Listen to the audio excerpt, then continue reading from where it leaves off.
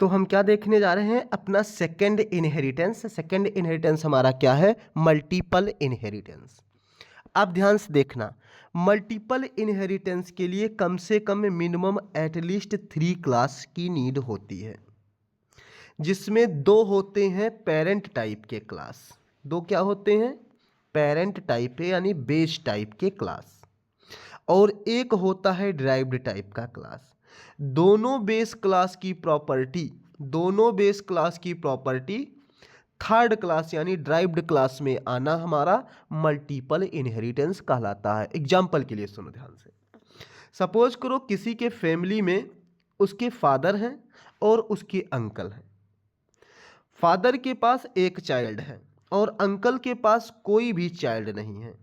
यदि वो चाइल्ड अपने पिता की सारी प्रॉपर्टीज और अपने अंकल दोनों की प्रॉपर्टीज को रख ले, तो ऐसे को हम बोलते हैं मल्टीपल इनहेरिटेंस। क्या बोलते हैं ऐसे को, मल्टीपल इनहेरिटेंस। चलो आओ देखते हैं हम अपने कोडिंग में। किस में देखते हैं, हम अपने कोडिंग में देखते हैं।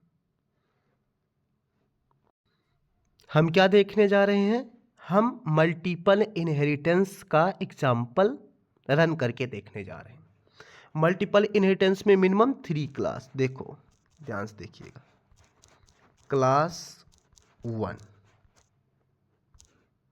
ठीक, एक क्लास और हमने क्या लिया, क्लास 2। क्या लिया हमने, क्लास 2। अब हमने और एक क्लास क्या ले लिया, क्लास 3। ध्यान से देखना, हमने 3 क्लास लिया है। हमने क्या लिया है, 3 क्लास, 1, 2 एंड 3। अब देखो 1 और 2 को हम पेरेंट क्लास यानी कि बेस क्लास बनाएंगे, और 3 को हम क्या बनाएंगे, चाइल्ड क्लास यानी ड्राइव्ड क्लास बनाएंगे। आओ देखते हैं। 1 में हमने एक फंक्शन लिया जिस फंक्शन का नाम क्या है, A1। A1 में हमने एक पैरामीटर पास कर लिया, और पैरामीटराइज फंक्शन ले रहे हैं तो 2 वेरिएबल भी हमने क्या किया, पास कर दिया। A1 में हमने एक सेल्फ पैरामीटर और पैरामीटराइज फंक्शन होने की वजह से हमने क्या किया, 2 वेरिएबल ए बी पास कर दिया। अब हम क्या कर रहे हैं, इनको ए और बी को हम सम करा रहे हैं। सम कैसे कराएंगे, ए प्लस बी। देखो सम हो गया। अब हमने 2 में क्या लिया, 2 में भी एक मेंबर फंक्शन लिया डेफ, और इसमें क्या ले लिया, A2 नाम का फंक्शन। A2 नाम के फंक्शन में एक पैरामीटर हमने सेल्फ ले लिया, और दूसरा पैरामीटर x, और तीसरा पैरामीटर हमने y ले लिया। सेल्फ पैरामीटर नॉन पैरामीटराइज होता है। अगर सेल्फ को हम सिर्फ पाइथन में यूं ही यूज करते हैं, सेकंड और थर्ड पैरामीटर हमारा रियल पैरामीटर का काम करता है। तो पहले में A1 में 2 पैरामीटर AB और A2 में 2 पैरामीटर XY। चलो हम क्या करते हैं, इसको हम क्या करा लेते हैं, हम इसको करा लेते हैं MUL equal to X into Y. क्या करा लिया, X और Y, X इंटू वाई। हम जो थर्ड क्लास है, थर्ड क्लास में एक पैरामीटर और ले लेते हैं। क्या पैरामीटर लें, हम एक फंक्शन पहले लेते हैं, तब उसमें पैरामीटर हम लेते हैं सेल्फ कामा P कामा Q। 2 पैरामीटर हमने इसमें भी ले लिया। अब इसमें हम क्या कर रहे हैं, इसमें हम क्या करेंगे, सब करेंगे, SUB, सब्सट्रैक्शन करेंगे। क्या करेंगे, P minus Q।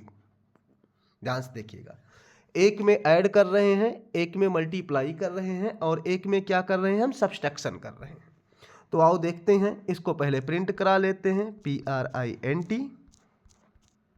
Some of A and B equal to, क्या हमने किया, SUM, हमने सम करा लिया।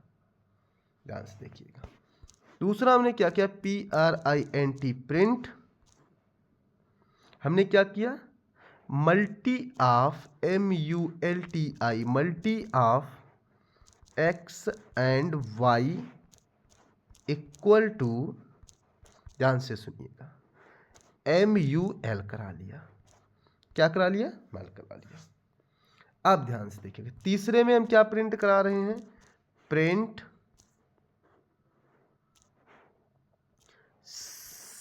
सब SUBSTRAC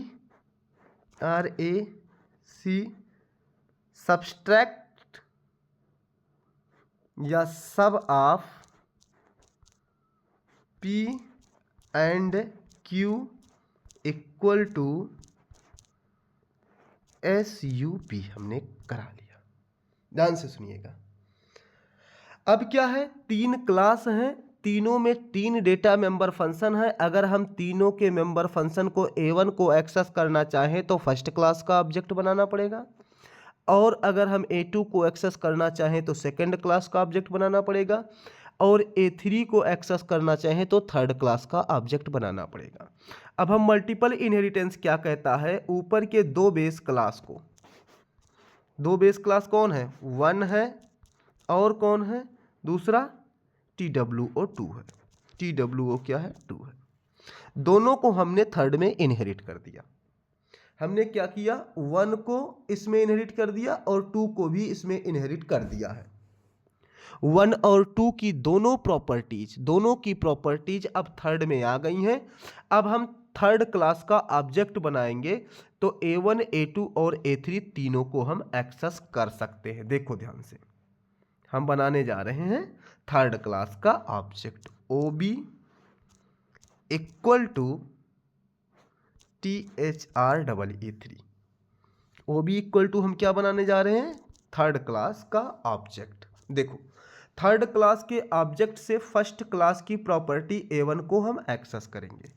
OB.A1 पैरामीटर पास कर देते हैं 10, 5। 2 पैरामीटर हमने पास कर दिया। 10 कहाँ गया? A में गया। 5 कहाँ गया? B में गया। 10 और 5 मिल करके सब में 15 डाल दिया। चलो हम रन करा रहे हैं, देखो हमारा रिजल्ट आ गया। ध्यान से सुनिएगा, सेल्फ में हमने डेफ में ये नहीं यूज किया है, ये। चलो रन करा रहे हैं, और हमने क्या यूज नहीं किया है? लाइन नंबर 9 में। लाइन नंबर हमारे 9 में क्या है? तो ध्यान से देखिए, अब हम इसे रन कराने जा रहे हैं। A प्रॉपर्टी 1 की, देखो रिजल्ट क्या आ गया? Sum of A and B equal to 15। Sum of A and B equal to 15 third class के ऑब्जेक्ट से हमने फर्स्ट क्लास के मेंबर फंक्शन को एक्सेस किया। चलो देखते हैं अब सेकेंड क्लास के मेंबर फंक्शन। सेकेंड क्लास का मेंबर फंक्शन A2 को हम थर्ड क्लास के ऑब्जेक्ट से एक्सेस कर रहे हैं। A2 15 और क्या हमारा 8 15 और 8 इंटर किया तो 15 इंटू 8 इक्वल टू क्या आएगा रिजल्ट? अब देखिएगा, रन कराया हमने तो फर्स्ट भी एक्सेस हो गया A1 और A2 भी। Multi of x and y, x मतलब 15, y मतलब 8, 120। अब देखो थर्ड क्लास को भी हम, थर्ड क्लास की प्रॉपर्टी A3 को भी हम A थर्ड की प्रॉपर्टी से एक्सेस कर सकते हैं। 15, 8। अब इसको जब हम एक्सेस करेंगे तो 15 माइनस 8 इक्वल टू जो रिजल्ट होगा, तीनों के तीनों मेंबर फंक्शन, देखो तीनों के तीनों मेंबर फंक्शन हमारे रिजल्ट दे रहे हैं थर्ड क्लास के ऑब्जेक्ट से। क्योंकि हमने क्या किया है, फर्स्ट क्लास और सेकंड क्लास दोनों को हमने थर्ड में इनहेरिट कर लिया है, तो दोनों की प्रॉपर्टीज थर्ड में आ गई हैं, तो थर्ड क्लास का हमने ऑब्जेक्ट बनाया, पहले को भी, दूसरे को भी और तीसरा खुद का, तीनों प्रॉपर्टी को हमने एक्सेस करा लिया। This is my multiple inheritance. This is my multiple inheritance. Now we are going to third inheritance, that is the multi-level inheritance. So buddy, now everyone get ready for the multi-level inheritance.